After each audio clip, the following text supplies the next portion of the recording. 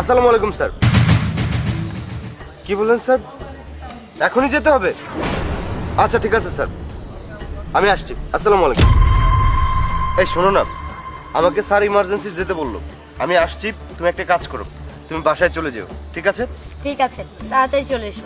সাবধানে যেও।